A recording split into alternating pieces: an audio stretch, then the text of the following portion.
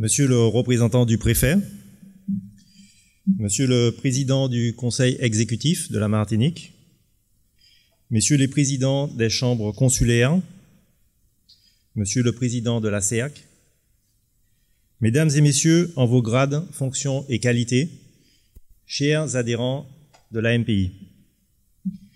Alors, la présidente de l'Association martiniquaise pour la promotion de l'industrie est actuellement dans l'avion pour Fort-de-France, de retour du conseil d'administration de la FEDOM.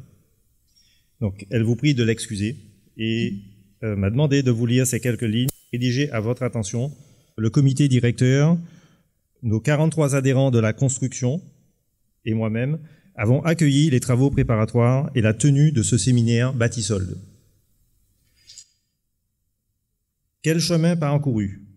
En décembre 2017, le président de l'AMPI, mon prédécesseur Hervé Toussé, avait signé une tribune dans notre quotidien France Antilles, Halte à la déconstruction du BTP, sous l'impulsion de membres de notre comité directeur, Stéphane Abramovici et Michel Bellemare, et avec le concours actif de notre adhérent, Philibert Sainte-Rose de Satrape SDPI. Cette tribune a eu un rôle déclencheur et a produit l'effet escompté au-delà de nos espérances. Nous appelions alors de nos vœux à la création d'une commission BTP au niveau national au sein de la Fédération des entreprises d'outre-mer. Ça y est, nous y sommes.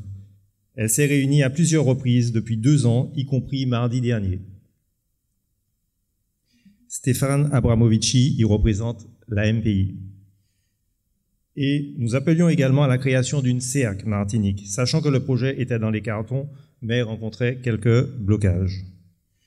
Je tiens à rendre hommage donc au préfet de la Martinique, Franck Robine, lequel, de par son autorité, a obtenu un consensus et un budget de cofinancement en concertation constructive avec le président du conseil exécutif, Alfred Marie-Jeanne. 3 mois après notre tribune, nous étions réunis pour le lancement officiel de la CEAC en mars 2018.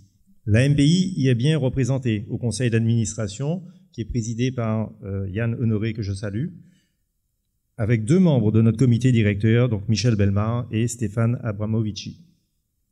Depuis, j'applaudis comme nous tous au rythme et à la manière dont les travaux sont menés, avec l'envie partagée de se retrouver autour de problématiques communes, sous la houlette notamment de notre ami Jean-Yves Bonner. Nous sommes également heureux d'accompagner la CEAC en offrant nos locaux, en sensibilisant nos adhérents et en relayant ces informations. D'ailleurs, nombre d'entre eux ont répondu présents en tant que participants au groupe de travail en amont et contributeurs tout au long de la matinée.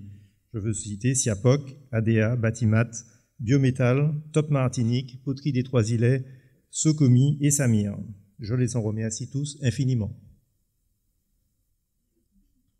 Il nous reste maintenant à porter vos propositions de révision de normes de construction en sensibilisant nos parlementaires et nos décideurs sur le plan national et européen.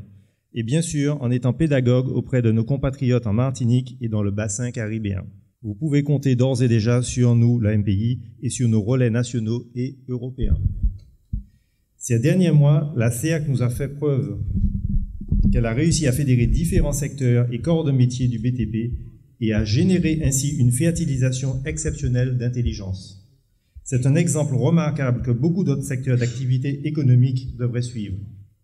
Je vous souhaite donc une excellente matinée, très fertile et apprenante.